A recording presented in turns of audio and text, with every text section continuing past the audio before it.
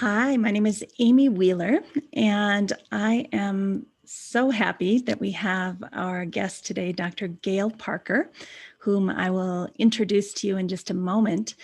But first, I'd like to thank Give Back Yoga for co-producing this podcast. And I just love to let everyone know out there that you can join us. We do these every single week, every Thursday, and you can come on live and be part of the show. You can type in questions and we'll try to work them into our conversation. So anyone who'd like to do that for future podcasts, please feel free to go to givebackyoga.org and we'll find a way to get you on the show with us.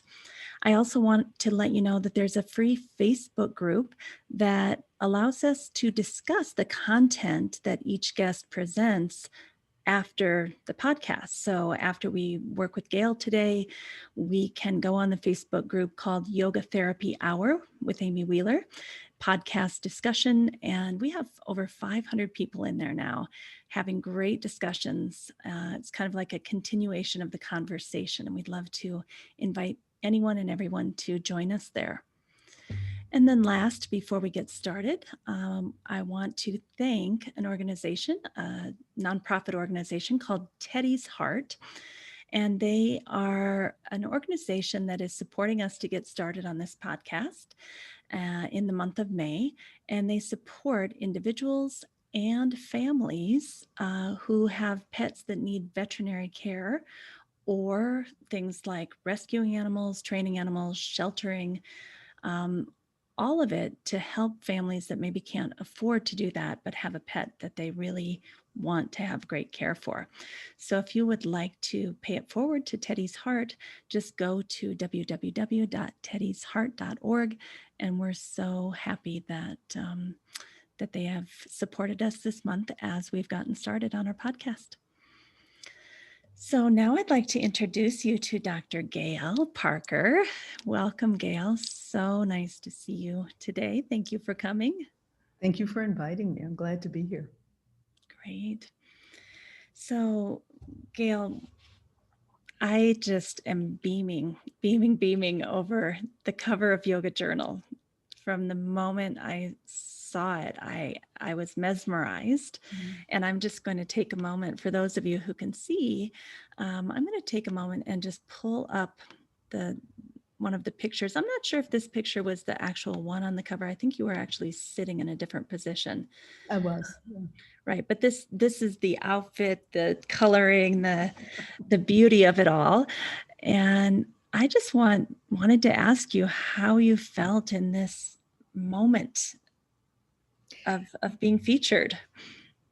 Well, of course, there's a long story, there's a backstory, but in that moment, I felt like I was thrilled. I mean, I was just happy to be there. We were having a good time. And it was just a pleasure and a joy. Well, now I want to hear the backstory. Oh, well, when I was invited to appear on the cover, it was during a time when California was at its peak in COVID outbreaks. And in fact, I think the journal had to cancel a photo shoot in Los Angeles because of it. So when they asked me, which was in either end of December or early January, I was scared because none of us were immunized. None of us knew yet what was going to happen. I'm thinking I'm in the vulnerable age group. I was going to be the only one without a mask on at this photo shoot with a bunch of 30-year-olds who knows where they had been. This is what I'm thinking. Right, and right. So I was afraid. I really was afraid to do it. However, Yoga Journal and the team, they were so skillful and so supportive, and they made me feel safe. They made me feel safe enough to agree to do it.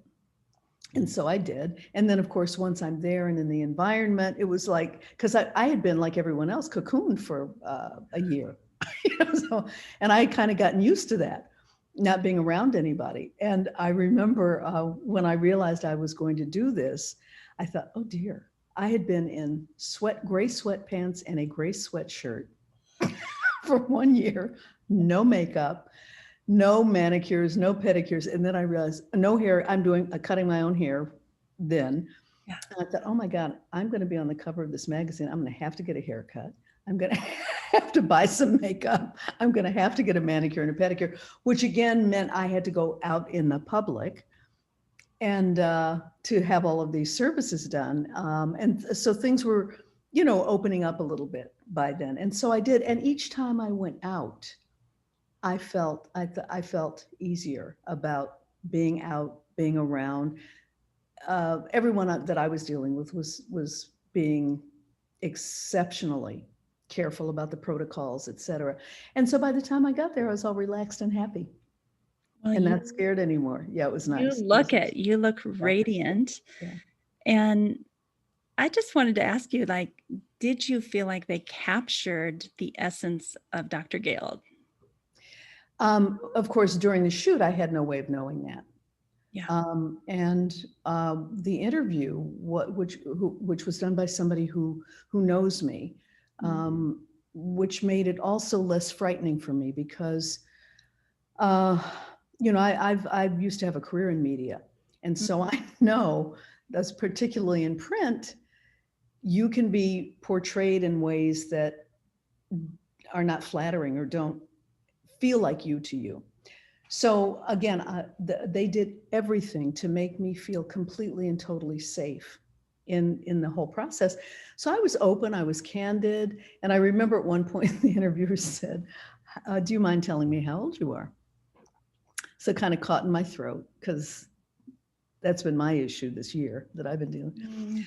I said 75. She said, oh, really? I said, yeah. I said, you're not going to put that in the article, are you? She said, oh yeah, it's going in. So I was able to say at that point, I said, she asked me about what it felt like. And I said, well, because what it was feeling like at the time was just sort of a big deal to me. And I remember saying, well, I'm aware that ageism exists. And that can be, it's frustrating. It's frustrating. One of the things that happens, at least for me, is you start wondering if you're relevant anymore. You start wondering if what you have to offer has value anymore. At least I did. I don't know if everyone has that experience. And then of course you realize, of course I do. Of course I do. More value than anyone else. But it happens again in relationship to other people who are able to mirror that for you. So this article, when it came out and I saw the cover and I read the article, which I did not know that the person who wrote the article, who knows me, the way she described her first encounter of me, I did not know that. I didn't know how she felt when she first saw me before she knew me.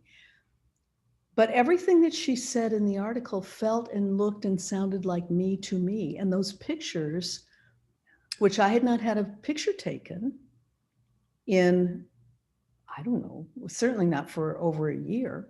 And my old image that I was using, I knew I didn't look like that anymore. It was a lovely image, but I knew I didn't look like that anymore. But I didn't know what I looked like. Do you know what I'm saying? I completely understand. And when I saw those photographs, because I had to do my own makeup also, usually they bring a whole entourage with the makeup and the wardrobe and the this and the that. In this instance, I did my own makeup. I chose my own, I wore my own clothes for the most part. And jewelry. You chose your own own jewelry. Yeah. It was all my stuff. Typically they, send, they dress you up, they put makeup on you, they do all of those things. And so, yes, it looked like me to me and it sounded like me to me. And I remember years ago as a psychotherapist, when I was still conducting psychotherapy, I had a young client. She was about 27 years old and we were in a group session and it was her last day of therapy. And I always insisted that they say goodbye to each other, that we have these goodbye rituals. So she came in to say her goodbyes. And I remember her saying at the time, she said, I know I'm done with my therapy because for the first time in my life, other people see me the way I see myself. And I remember thinking at the time, wow, I remember thinking, wow, I would like to be. Now I'm much older than she is even. I'm old enough to be her mother. So, I thought, oh, I want that. I didn't have that yet. And so that's how I feel now. Like, I feel like, and I guess we call it integrity, don't we? Yeah. And I guess in yoga speak, the way I would describe that is when all 5 of our koshas are in alignment. Internally and externally. Internally and externally. When we're in alignment, we're showing up authentically. And so that's what that magazine looks like to me, sounds like to me, and feels like to me. So, and I was surprised. So I was pleasantly surprised. Well, I have known you for a few years now, and that's what I thought. I was like, wow, they really captured the essence of Gail. And knowing that you chose to do your own makeup and wear your own clothes, and of course, there'd be nothing worse than dressing up and looking like somebody else, And since you told me that kind of internal and external alignment, I actually have been doing some work on that just in the last few days, and writing down who do I feel like I am on the inside, and where are the places in my life that it's maybe other people are seeing me differently, or I'm projecting a different image. So I think that's a really powerful exercise for us all to think about the areas where we're not aligned and how we could maybe get there. Yeah, exactly. And I think it's important, because we talk a lot about and we hear a lot about self-care. And we understand that that's critically important. But self-care is not something one does and should do and can do all by oneself alone. It involves other people. And seeing yourself involves other people. And sometimes, we all have these images of ourselves as, I think most of us like to think of ourselves as being, all that, we're The cat's meow. we're good people, and we're, and we're doing the best we can. And we all have that. Yeah. And so when we get some feedback that contradicts that, I'm thinking, we become defensive, and sometimes we stop listening. It's really important. Sometimes that feedback that we don't want to hear has great value and holds a mirror up to us about ourselves that maybe we need to take a look at. 100%. Maybe we need to take a look at it. And that's painful. I mean, you and I have had that experience before in relationship to each other, where it was like, whoa, did I say that? Did I do that? Was I really hurtful to someone else? Those are always painful moments, but they're so important to learn from. And again, when it's done in a way that, in a safe environment, in a trusting relationship, you have to earn the right, I think, to be really candid with people. I think you do. I think you. Yeah. What was it, Sai Baba who said? I think before you say something, ask yourself: is it true? Is it necessary? Is it kind? And does it improve on the silence? And when the answer to any of that is no, then probably it's better to remain silent.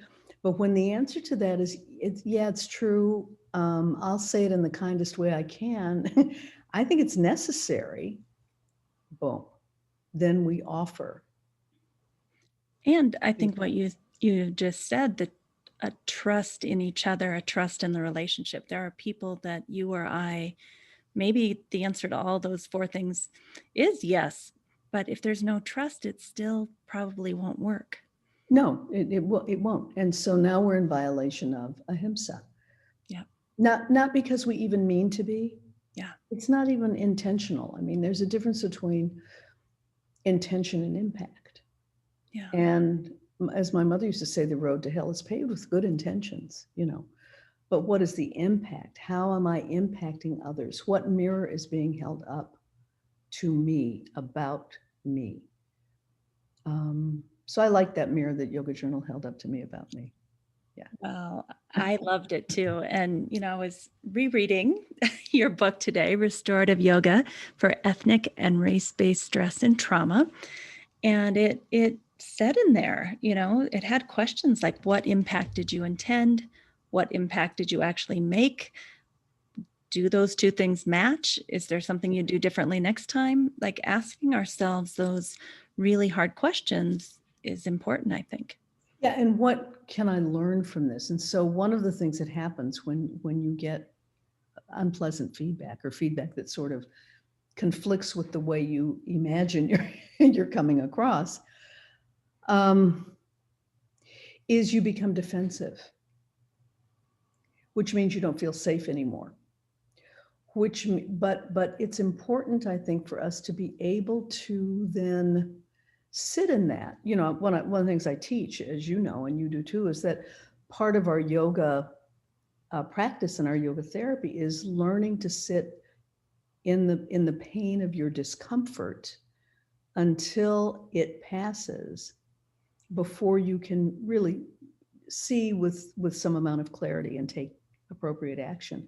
And so I think that even though sometimes feedback we receive can be painful, and I'm not talking about abuse, I'm not talking about people who are being abusive, but it can be uncomfortable for us.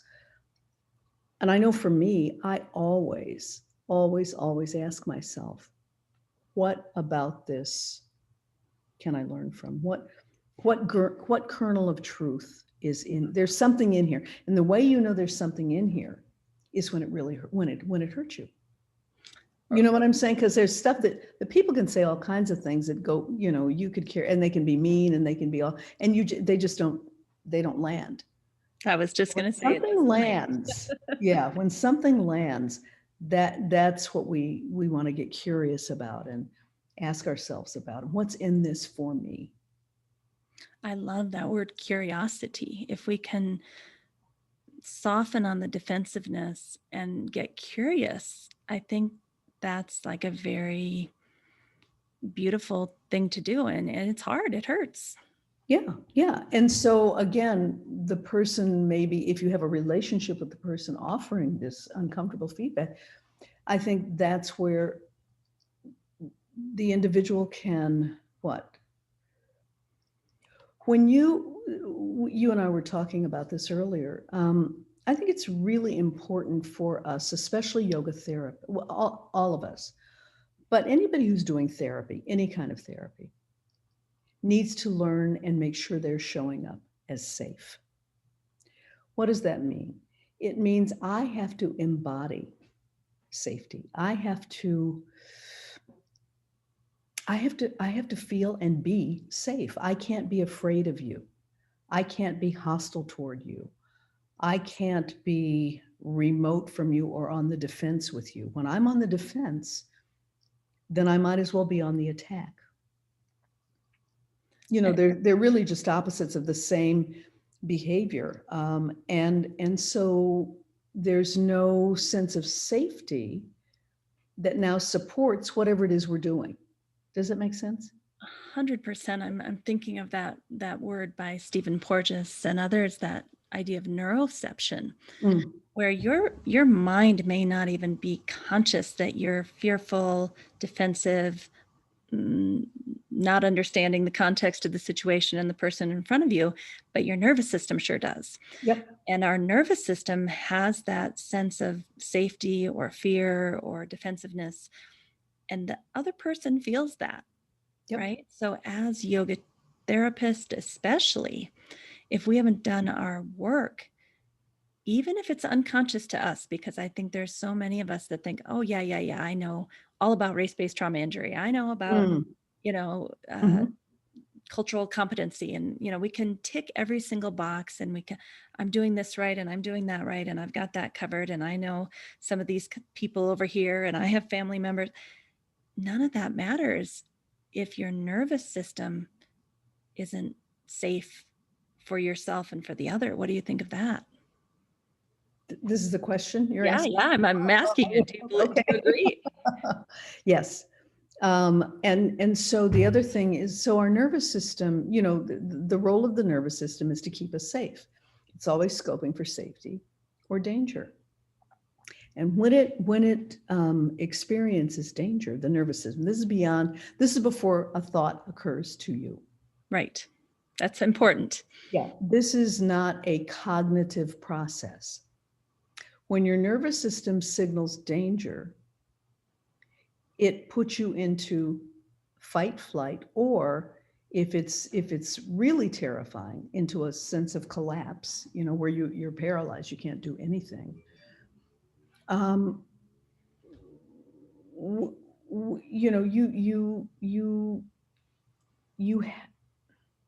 You make up a story that matches the state of your nervous system. See, I think that's the most fascinating thing about Porges's work. That one just absolutely blew me away. That the story comes in response to this internal experience of danger. Exactly. And then the story that you tell yourself supports the internal sense of danger. The problem is when our nervous systems are dysregulated, in other words, we can't always trust them. It doesn't always get it right. And so part of what we have to learn also in working with each other is this, am I experiencing an internal trigger, something that kind of scares me and sets me off, or is there really an external threat? And I think that is so important for us to begin to pay attention to and think about and even teach. I'm thinking about the people who call the police on someone who they think doesn't look to them like they should be in the neighborhood or in the store. I'm thinking about the young men who were arrested in Starbucks, who, because they chose not to order something, and the store manager, for some reason, got threatened and called the police, and the police came and arrested them and kept them, in custody until they couldn't anymore because they hadn't done anything wrong. So where does that come from? That's an internal trigger. That's not there was no external threat. Right. So meaning the person who called the police was having a moment. The police were having a moment. Yep. Derek Chauvin, when they killed George Floyd, there was no external threat. Right. Those were internal triggers. And go ahead. No, you go ahead. There's so many interesting things to say about that, right? And I think a lot of times when people see your beautiful book, maybe in their minds they think, oh, this is for BIPOC people, Black, Indigenous people of color. But what we are not yet recognizing is all the triggers that us lighter skinned people have that are perpetrating harm and violence. Maybe even we're unconscious about that. Mm-hmm. Our own triggers, whether we call the cops or walk on the other side of the street, mm-hmm. or hold our purse a little tighter, or don't make eye contact, or don't welcome someone, that's the stuff for all of us lighter skinned white people to unpack. I agree. And, one of the things that I point out, it's interesting because psychotherapists frequently will ask me, and actually yoga therapists do too, should I bring up race in my classes or in my therapy with my Black clients? And a year ago, actually, it was about a week after George Floyd's murder, I was doing a webinar for a group of predominantly white psychotherapists, and the host was white, and there were two other Black panelists. We were all there together. We all shared our experience, how we experienced witnessing George Floyd's murder. And when we finished, the host shared his experience, and then he said, should I bring this up? Should white therapists bring this up with their Black clients, was the question. And before I thought about it, I heard myself saying, I said, would you bring it up with your white clients? I said, Derek Chauvin was white. The man who drove 11 hours from Dallas to El Paso, Texas, who said that he was targeting Mexicans, who killed 22 people and injured 26 others, was white. Dylan Roof, who murdered 9 people at Mother Emanuel Church in South Carolina was white. So there's, you know, what I'm trying to teach is that white people have their own work to do in their own communities to understand, wait a minute, what's going on here? Governor Newsom said it yesterday. What the hell is wrong with us in relationship to the murder in Santa Clara? Yeah, San Jose. San Jose, yeah. What the hell is wrong with us? What's going on? And so we all need to be asking ourselves some version of that. You know, what is that? Black people, on the other hand, have, so there are different sets of issues. How do you find safety in a world, in a country that appears to be hostile toward your very existence? Not just appears, but is hostile. Is hostile, yeah, is hostile. Where does the safety come from? And so that's where, and this is true for white people too, though, because I'm assuming that some of that behavior, the hostile, violent, hateful behavior, is driven by fear. That's my assumption. So how do each of us, how do we individually find our own, create our own internally safe environments? You know, we talk, even in yoga, trauma-informed yoga therapy, we talk a lot about, we have to create it, we have to make the environment safe, but we're talking about the external environment. So we know how to do that, don't we? Yeah, we know. Yeah, we know. I mean, we know how in the yoga room, possibly. Yeah, in the yoga room. Yeah. So I mean, we've learned, I mean, it's like a thing that you do. But my question is, how do we create safe internal holding environments? We have to start with ourselves. We are a very critical culture. We shame, we blame, we criticize, we punish.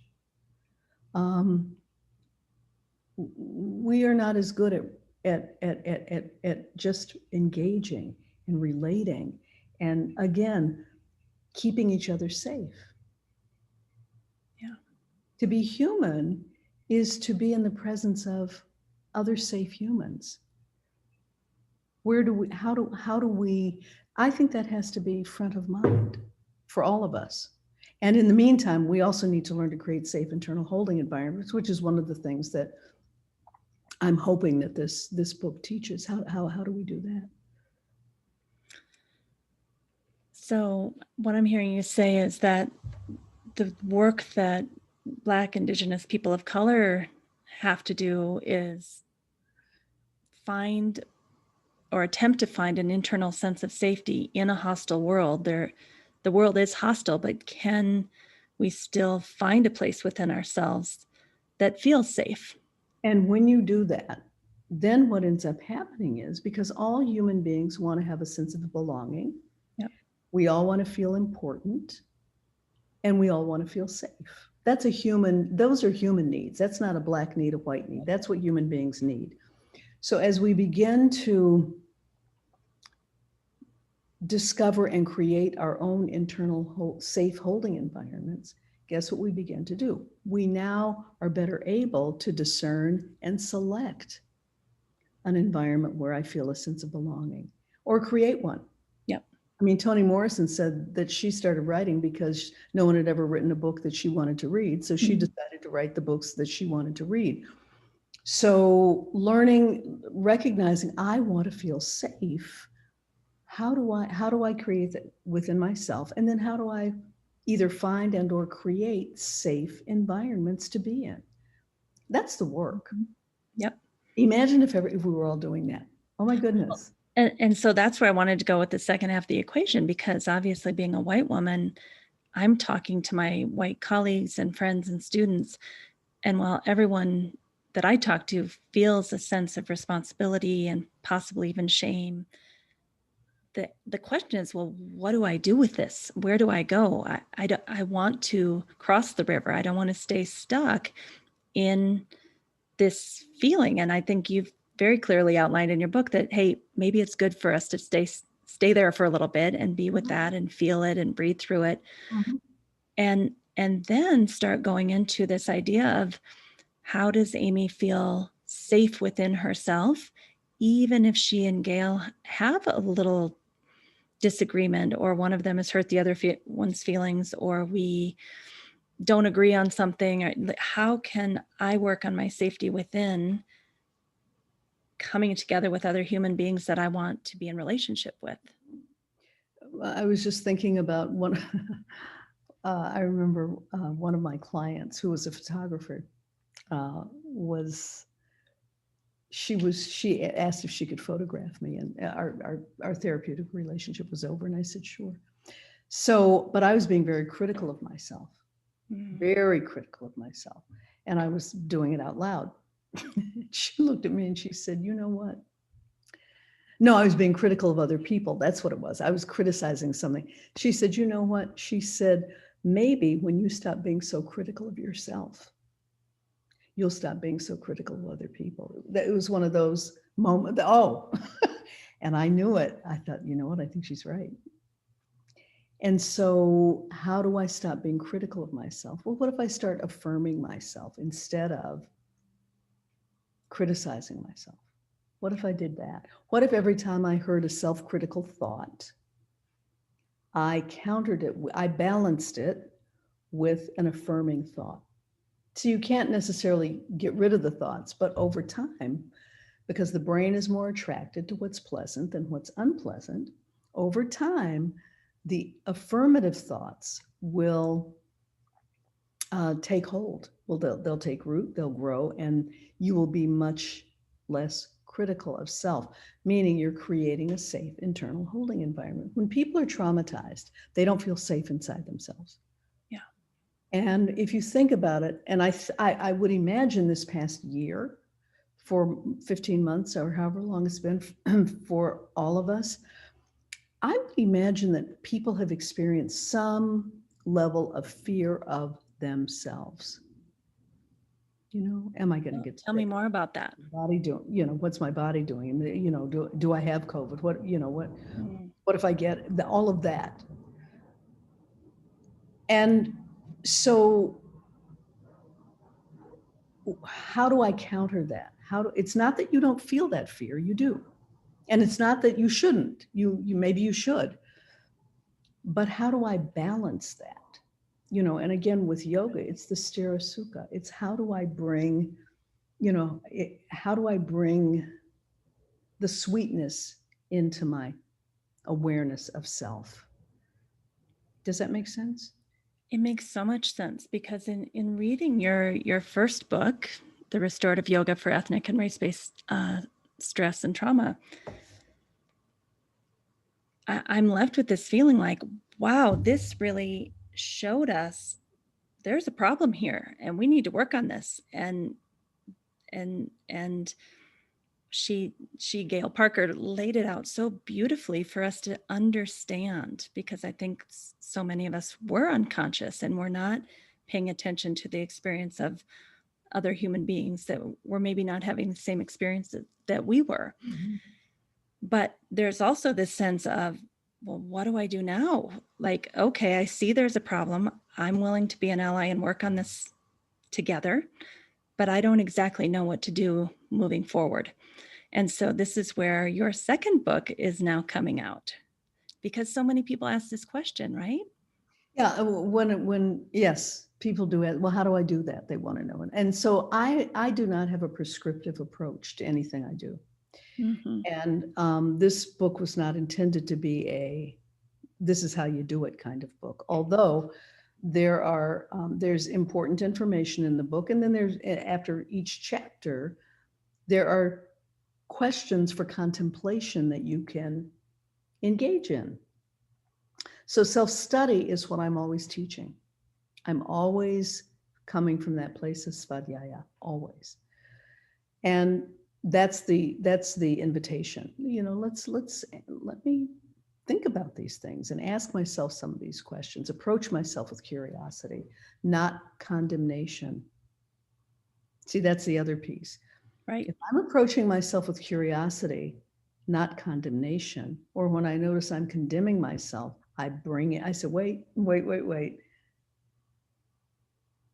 Can I get curious about this? again, that begins to make a shift within ourselves. We start trusting ourselves more, Yep. just like we would trust another person more. So I forgot the question. I lost the thread. Moving into your second book, which you've already written and given to the publisher, Yes, I how have. do we do this hard stuff? Okie What dokie. exactly can we do? Well, again, the second book doesn't say if you do this, this, this, this, and this, everything will be great. It doesn't say that, because that's not what I say. Because that's not reality. That's not reality. What I say is, if you have what I say, so restorative yoga is my go-to for the practice of coming into that place of deep rest and health and growth. What we're doing when we practice restorative yoga, as you know, is stimulating the parasympathetic nervous system throughout the practice, through the breath, through stillness, through silence. And we're doing it with awareness. We're doing it intentionally with awareness. So all of that matters. And so eventually in the practice, you will drop into that deep place of rest and relaxation. The relaxation response clicks in. When that clicks in, your blood pressure drops, heart rate slows, breathing becomes more efficient, metabolism slows, and brainwaves slow. For people who are on high alert all the time, whether they know it or not, which is what your nervous system is on when you are living in an environment that is not welcoming to you and that is dangerous for you,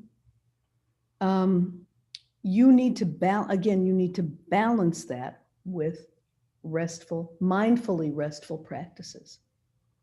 All right, restorative yoga. When restorative yoga is taught with the awareness that Black and Indigenous people and other people of color, immigrant populations, are coming into my class or into my presence as a client, if you know that more than likely, their nervous systems are geared to be on high alert, even if they don't look like it, But you can assume that probably there's, the person is in defense mode. If you know that, then I'm hoping that will guide the way you approach and deal with that individual. And as you know, when we're dealing with trauma, asking someone to talk about the trauma is not skillful. It's not wise. In what we used to say when I was teaching, in the Beaumont School of Yoga Therapy, we said, don't touch the boo-boo.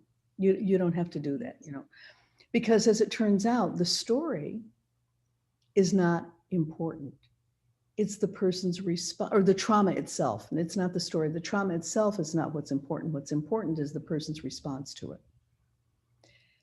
And so if you're doing your work as a therapist, whatever wants to bubble up will come to the surface. And if there's a trusting enough relationship, the individual will share with you what's going on. You just better be prepared to receive it, hold it, and not be reactive when they share with you whatever they're experiencing. You see what I'm saying? So I have a friend who was having some body work done. This is a yoga therapist. He's having some body work done.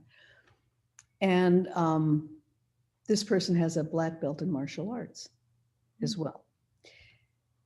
And at some point during this body work that was going on, he said this rage came up in him about some remembered experience where he had been bullied and brutalized by some white kids. And he said all of a sudden what came out of his mouth, and the therapist was white, all of a sudden what came out of his mouth was, I could beat the heck out of you right now. So the therapist, who knew him, was wise enough to step away. He said, you know what, I'm just going to let you, and he trusted him, I'm just going to let you be with this experience right now. Let's just, I'm in the room, but I'm just going to let you be with this right now. What a person's wounded places need most, and trauma is an emotional wound.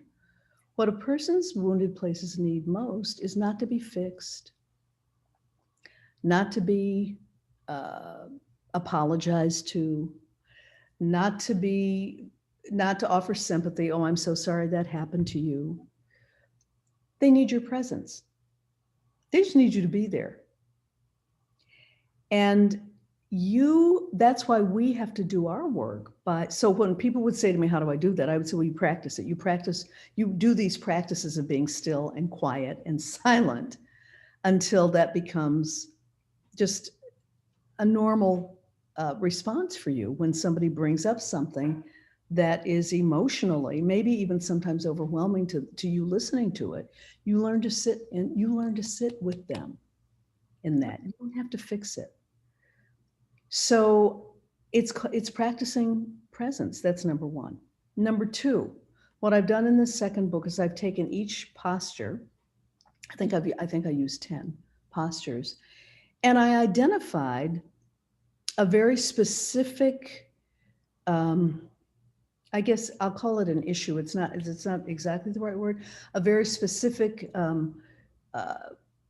experience of being in racial trauma, and how to use the postures to address that particular trauma. So for example, in Child's Pose, I talk about the loss of innocence, how Black and brown children lose their innocence very early on. They have to grow up real fast because they're perceived as adults, and before they're adults, they're perceived as having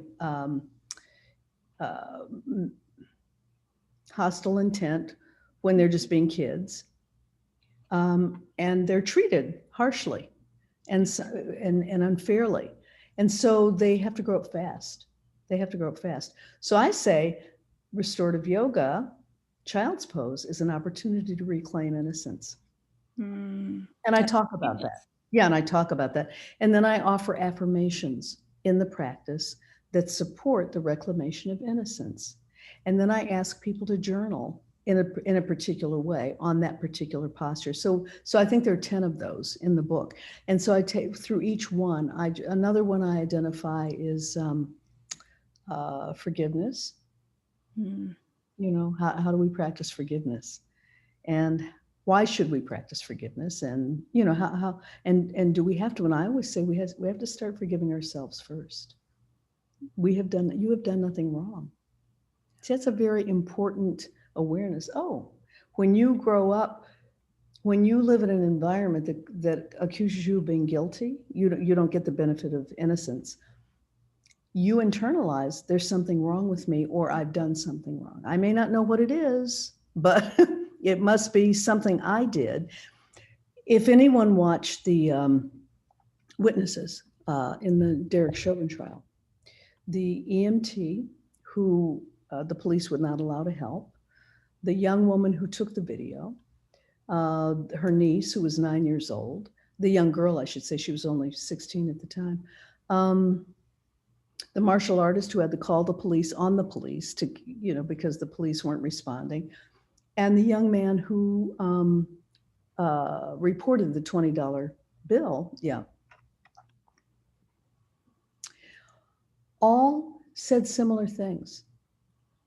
In their testimony, they all said, I wish I could have done more. I can't sleep.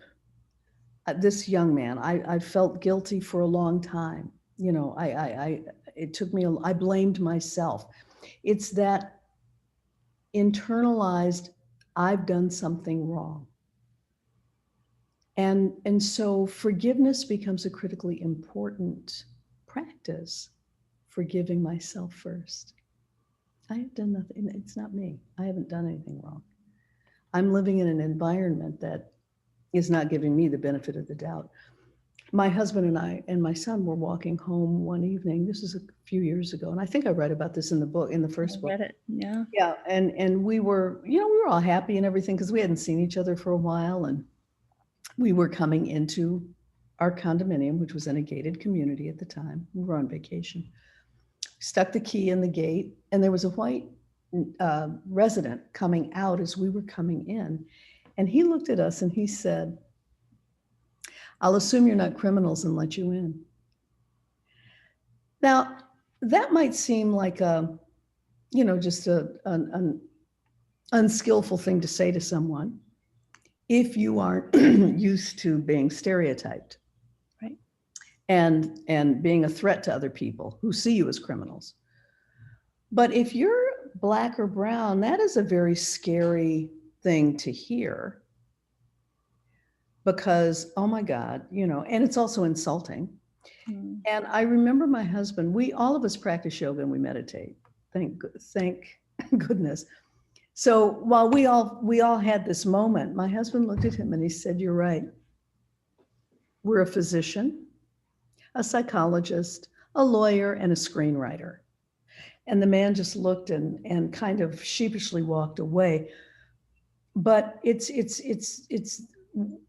that the first thing is, did I do, have I done something wrong? What did I do? Not that you didn't do anything, you showed up. So we need those practices as well. And I think the beauty of a white-skinned person reading that, it gives awareness that it's a totally different world out there, a totally different experience. And that if we, as yoga therapists and yoga teachers, don't make ourselves aware of that and have empathy, we aren't doing our job. Well, what's different though, and I think this is really important, excuse me, what's different is the context. That's what's different. The feelings are the same. I mean, these are human feelings. These are human experiences. I remember talking about, and again, I write this in the second book, as it relates to innocence. I was at a webinar and a young white woman. And so when I wrote about innocence, I was talking about how Black and brown kids have to grow up really fast. And our parents are even hard on us. Why? Because they're scared for us. Right. So all of that's always going on. And we don't know that that's what but we, it's just a lot. And I remember her saying, as a young white woman, there was a group of therapists who said, "I lost my innocence when I discovered that my mother was racist." And I remember thinking to myself, oh, wow, I hadn't thought, wow, of course.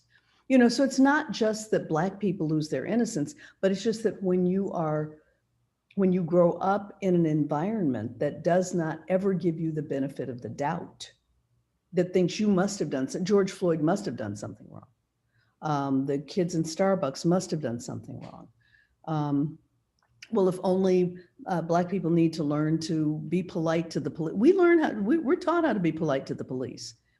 We know how to do that. You know what I'm saying? But so it has nothing to do with that. It has everything to do with, this is a culture that blames the victim. Mm-hmm. We've all internalized that too. Yeah. And these are the things that we need to root out of ourselves. So that's what these practices do. So the second book is also written from an African-American perspective. That would be mine, an African-American female perspective, but it's written in a way that everybody can relate to it, because these are human emotions. And so we're human. I'm a human being, you're a human being. When we relate to each other on that, now your context is different than mine. My context is different than yours. And I feel safest when you are curious about my context. Right. That's the key right there. You feel safe when I am curious about the water that you swim in. Yeah. And you don't have to know what that water is.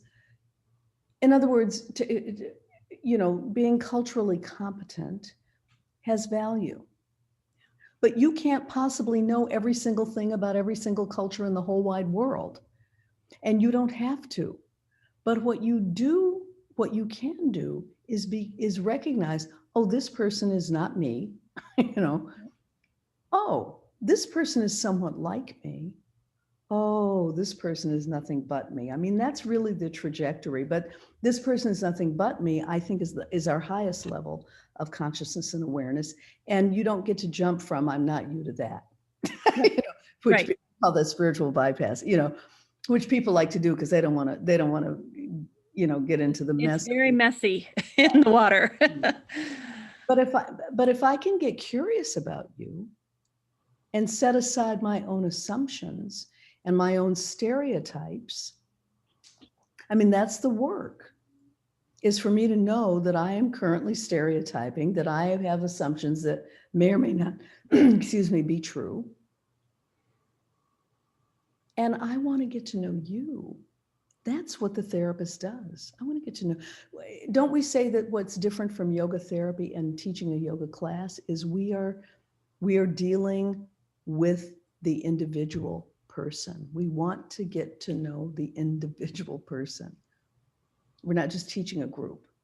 And that the therapeutic relationship itself, that space between two people who hopefully trust each other and are curious about each other and want connection and belonging together, that space is responsible for, some people say, up to 60% of the healing that takes place, no matter what you teach. It's true. I have one of my favorite yoga teachers that I enjoy learning from. She's white. Has said some fairly outrageous things in yoga, but he gets away with it. And I was wondering to myself, well, I can't, without going into detail about, it's just fairly, just stuff. Nothing like horribly inappropriate, but just occasionally puts his foot in his mouth. And I thought, wow, why does he get away with that? Because nobody gets mad at him for it. You might say something to him about it, but that's all. And then he responds, oh my God, I'm so, and then there's an interaction because he engages. That's why. He really wants to know who you are. He really makes you feel comfortable in his presence, which means if he steps on your toes and you say, ouch, you're not going to get a defensive, hostile response back. He's going to engage you and stay present and fully there for you. And I think that's, from the perspective of a white woman, that's what we need to hear. It's not that we need to eject. It's not that we're horrible people. It's not that we have no business being a yoga therapist. And it's that, can you stay present and engage and stay connected to yourself first, so that you can hold space for the person that you want to connect with. That's it. Can I stay connected to myself first so that I can then connect? You and I have had this conversation before, and I say you can either be right or you can be in relationship. Yep. When we're defending what we've said, what we've done, that has hurt someone, we're needing to be right. And we're not, and that's when the relationship, now there's rupture. Yeah. How do we repair? And look, you and I both know that there is always going to be rupture in relationship. You can't avoid it. Yep. How do I repair the rupture? I engage. I stay connected, first to self, then to you. I thou. It's called the I thou relationship. Rollo May taught us that. And if the other party does not want to engage, just staying present to ourselves and holding space for ourselves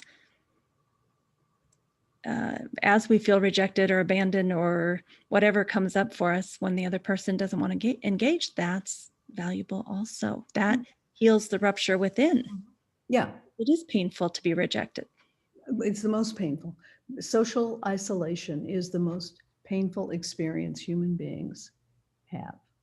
And And in your book, your first book, you wrote that the neural pathways that carry physical pain are the same pathways that are activated when we feel lonely and isolated and not accepted and we don't belong. yeah, that's why your stomach hurts. That's why your back hurts. That's why your heart aches.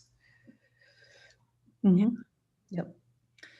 So, Gail, we only have a few minutes left, but the last thing that I want to just take a moment or two to talk about, I don't know if it's a short conversation, but this difference between trauma and grief. You just wrote a beautiful article for BITA, which is the Black Yoga Teachers Association, and it's called Love, the Heart of the Matter. And I'll put it in the show notes so that everyone can go to the Black Yoga Teachers Association website. But could you just summarize for us the heart of the matter as the Yeah. title of your article talks about? Yeah. Black Yoga Teachers Alliance. Oh, Alliance. Thank you. So, again, while watching the Chauvin trial, and I remember when one of the witnesses, a 63-year-old man, broke down and sobbed bitterly. And it occurred to me in that moment, I thought, yeah, this is trauma. This is grief. This is deep, deep, deep grief and mourning. And we are a people in deep grief and mourning. And sometimes it feels perpetual.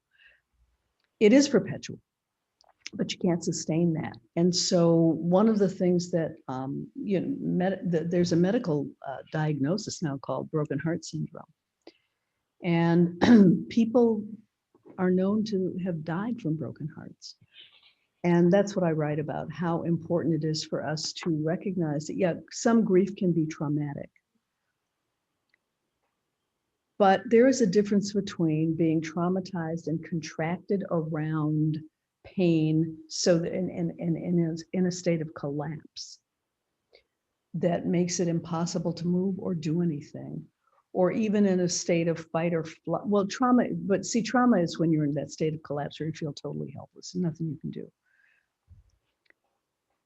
And deep, deep mourning and sadness. And I think it's important that we not conflate the two, because there's nothing pathological about being in grief and mourning when tragedies occur. And so I don't have a lot more to say about it than that right now, because we don't really have time, but I just think it's important for us to, again, humanize our emotions instead of pathologizing. See, that's a way of wounding. Also, when we pathologize, there's something wrong with you. That's what that is. That's what pathologizing stuff is. There's something wrong with you and we need to fix it. I'm just devastated. There's nothing wrong with me. How could I not be? That's the human experience. That's the human experience. And it's helpful when you have someone who can say to you, of course you feel that way. Of course you feel that way. How else could you possibly feel? And that's an appropriate response. And it's appropriate because it's yours. Right. And isn't that what our yoga teaches us? That it's our experience that makes a thing real. Yep. And that most of our healing starts with the moment we realize that we're in deep grief or suffering or loss, that's the moment of awakening to say, I think I might want to take a new direction. I might want to have that sweetness and that hope that you were talking about earlier. Yeah, or reach out to someone. And now this year, this 15-month period, we're all in grief and loss. I mean, we have all experienced deep, I think, mourning and suffering, and we've lost our rituals also. And that is incredibly painful. So how do we create rituals now to support each other during this time of social isolation that we've had to engage in to keep ourselves medically safe? This is I'm hoping that the fact that all of us have been in this same boat for 15 months, I'm hoping that people begin to be aware that, you know what, these are human experiences. We are human first. We are human first. That does not erase our context and our uniqueness and our cultural and ethnic and racial differences. It doesn't. But at the core, isn't this what yoga tells us? At our core, we are one. we're one. Mm-hmm.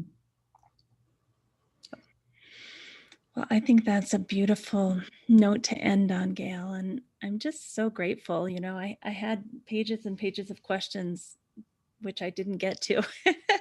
But I think what we talked about is what needed to come out today. And it was a really beautiful conversation. So thank you so much. Is there any last thing you want to share, or do you feel complete? I feel complete. I really appreciate you inviting me to have this conversation with you and the audience. And we can continue it on the Facebook page, the special one for this podcast that I talked about at the beginning. If you have thoughts or comments and you want to follow up with Gail, let's engage over there. Am I coming on the Facebook page? I'll invite you if you'd like to. It's it's a group open to everyone. How long So do you stay on? sometimes I invite people. We won't go there right now. It will just be a discussion where we kind of type chat. Wow, what did you think of that thing that Gail said? You know, that type of thing. So I'll invite you, and then anyone else who wants to come, just come over to the page, and we let everybody in. There's not like some big, questionnaire or anything. It's Do I have to do anything? no, you just Stay. and Okay. yeah, it's basically I'll put questions like what did you all think of when Gail said this, the difference between grief and trauma, and then people might write in, I really like that, or here's how I see it. So we'll have a discussion with or without you, but we'd love for you to join us. So all right, thank you, Gail. And when I press stop, all is going to go dark, and we're going to get on with our evening. So thank you again, and we'll talk soon.